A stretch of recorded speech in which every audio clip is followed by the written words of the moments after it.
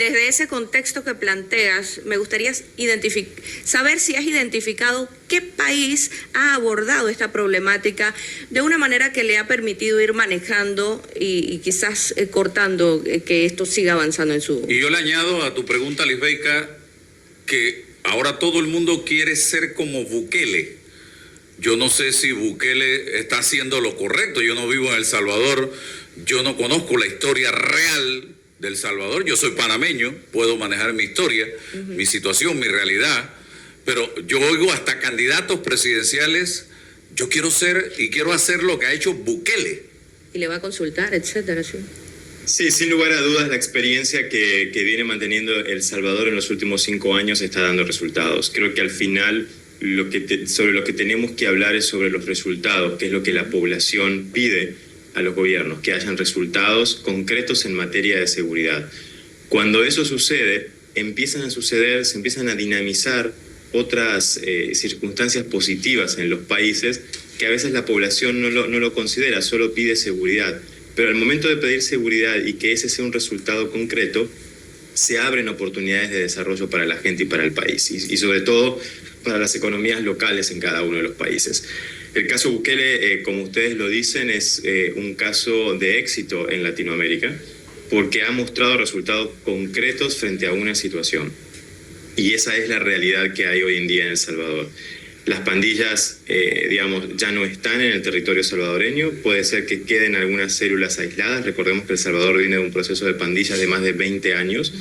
Entonces, ahora, de alguna forma, estos grupos de pandillas, al estar retenidos en centros penales, lo que viene ahora, lo que se ha estado haciendo es desactivar toda la parte cultural e identitaria de las pandillas en el territorio salvadoreño, ¿no? Después de tantos años había una identidad pandilleril que estaba muy pregnada en la sociedad salvadoreña, sean o no sean pandilleros. El tema de los tatuajes, los grafitis, la forma de vestir, la forma de hablar, los símbolos que hacían con las manos, etcétera, ¿no? Había todo un sistema cultural que iba más allá de la parte violenta de la pandilla, que es también lo que ya se empieza a desarticular y ya la gente no ve más esos grafitis, ya no ve más esos tatuajes, esas formas de vestimentas, esas dinámicas en las barriadas o en las colonias que eran dinámicas muy pandilleriles empiezan a desaparecer. Pero esto, ¿por qué se logra? Primero, porque hay una voluntad política muy firme de acabar con el problema de las pandillas. Lo otro también tiene que ver con no tener en las filas, de tu gobierno, personas que estén asociadas o que estén vinculadas o que tengan algún tipo de negociación o agenda pendiente con las pandillas. Las pandillas en muchos casos en el Triángulo Norte se han transformado en una suerte como de facilitador de procesos electorales. Y eso se vio muchísimo en El Salvador durante muchos años, también se veía en Guatemala, también se veía en Honduras, porque recordemos que la pandilla lo que hace es generar ese control territorial, genera como una especie de estado paralelo, de gobierno, de gobernabilidad paralela. Entonces, cuando la gobernabilidad legal quiere llegar a ese territorio o gobernar, entonces no le quedaba otra opción que negociar con estas clicas o estas bandas locales. Entonces, eso, al que no, en el momento de que no hay más personas en el gobierno que tengan vínculos o que tengan agenda con las pandillas, entonces la voluntad política se puede cumplir en el territorio y de esa forma poder combatir a las pandillas, y con ello viene la consecuencia de combatir todos los hechos criminales que las pandillas desarrollaban en el territorio. Comercio ilícito, extorsiones, venta de droga, narcomenudeo, facilitación del narcotráfico, blanqueo de capitales y sobre todo el terror social. El terror social era una de las principales acciones que la pandilla generaba en el territorio para mantener ese poder, esa percepción de poder de que ellos eran los que controlaban el territorio. Pero entonces es toda una mezcla de cuestiones, de cosas que sucedieron al mismo tiempo que han permitido hoy en día el resultado concreto, que es que las pandillas ya no tengan control del territorio, y con eso viene la inversión extranjera, con eso viene la seguridad, con eso vienen proyectos nuevos. Esos proyectos generan mano de obra legal, formal, no en el mercado informal, y se empieza a generar todo un círculo virtuoso a partir de que el actor de inseguridad logra quitarse del espacio, del territorio.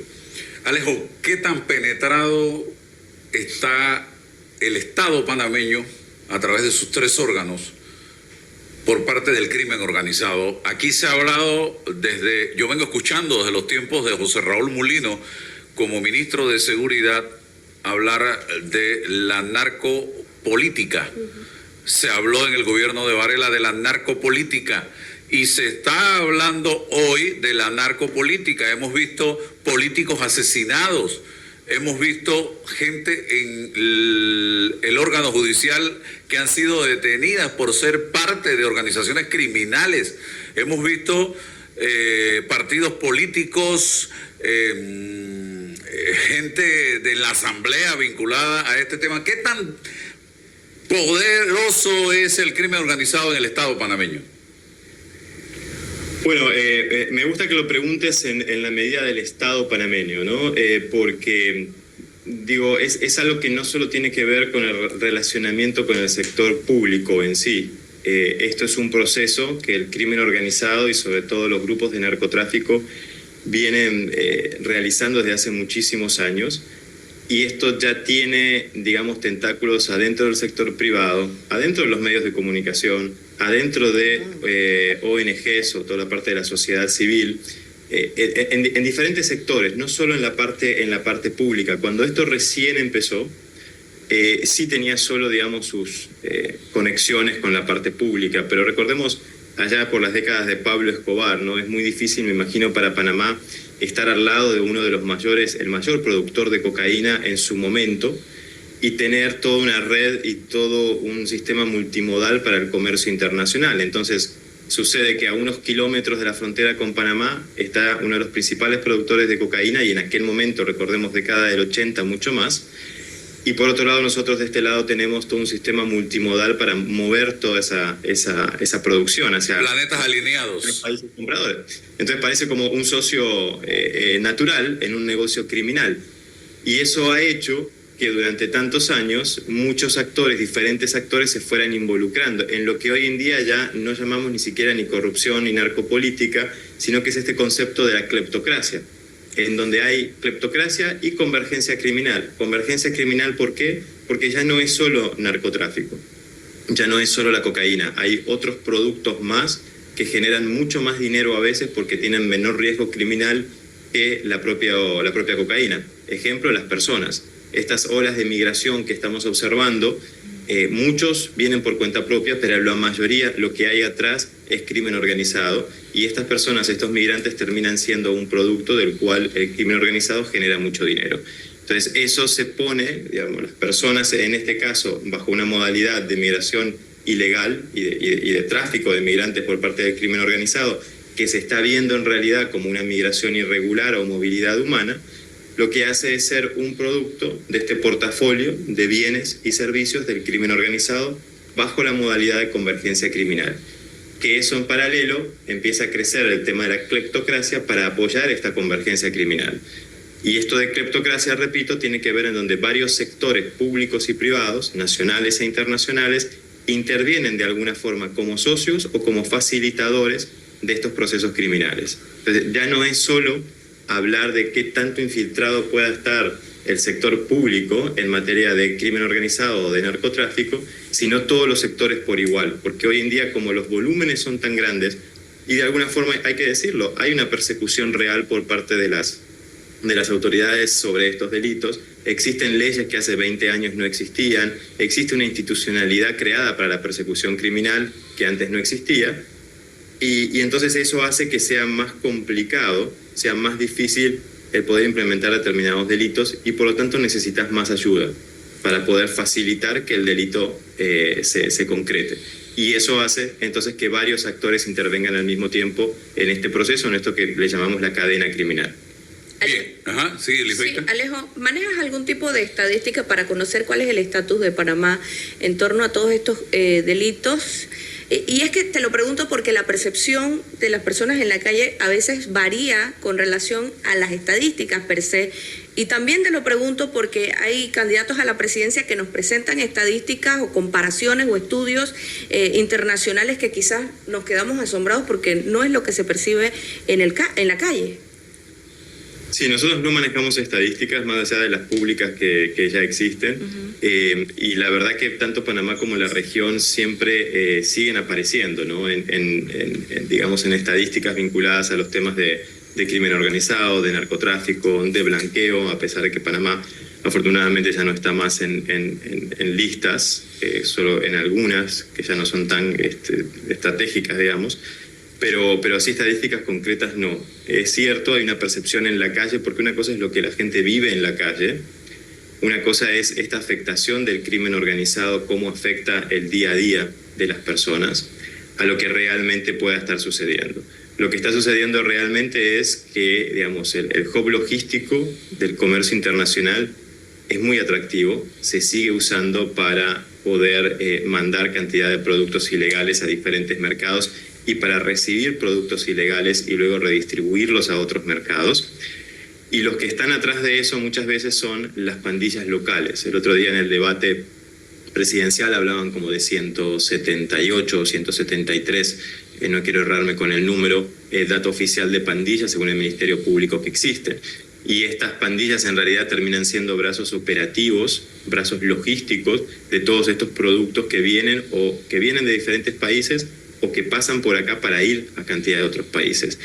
Y ese negocio criminal genera un fortalecimiento de estas pandillas y la necesidad de expandir sus territorios para tener más fuerza. Y ahí eso es lo que sufre el ciudadano, el panameño, digamos, en las barriadas, en las localidades. Lo que sufre es el fortalecimiento de estas pandillas a partir de esta actividad criminal transnacional, y lo que sufre es la necesidad de estas pandillas de empezar a tener más territorio para controlar más espacios de las rutas ilegales y de esa forma tener más poder y dinero. En el medio de todo ese juego está la gente. Y está la gente en donde, digamos, se ve perjudicada por la inseguridad local, porque no pueden hacer uso de sus espacios públicos en determinadas horas, porque hay amenazas por parte de estas pandillas a la población, y porque es muy fácil, teniendo a estas pandillas ahí, el reclutamiento de jóvenes, frente también a una ausencia de políticas públicas que puedan, digamos, llevar a los jóvenes hacia otros caminos y no hacia el reclutamiento hacia una banda criminal, que puede ser una salida muy fácil, muy momentánea, pero que no va a generar un desarrollo en ese joven, y que se empieza a reproducir este ciclo, digamos, de necesidad de un joven de tener un grupo de identidad, de tener un trabajo y de ser reconocido en la comunidad. ¿Quién le da eso? Si el Estado no se lo da con una política pública, se lo da una pandilla. Yo he aprendido con el pasar de los años que el tema de las estadísticas para aquella persona que ha sido víctima de un delito no tiene ningún valor. Si a ti te robaron el carro, si a ti te mataron un familiar, si a ti te asaltaron en la calle, para ti no hay seguridad en Panamá. Así de sencillo, aunque te digan que tú eres el único que ha sido víctima de un delito. Ese es el problema en cuando se sufre o se es víctima de la delincuencia. Yo quería preguntarle temas rapiditos. Tengo también al ministro Juan Pino, que va a sumarse también con nosotros en la mañana de hoy, gentilmente, para hacer docencia de todo esto y el trabajo que ha venido haciendo él al frente del Ministerio de Seguridad.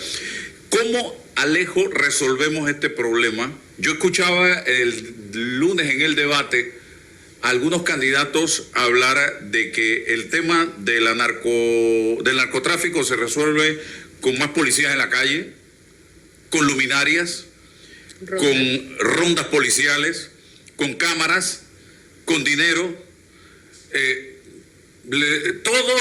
Todos, sin excepción, hablaron de más policías o de rondas policiales.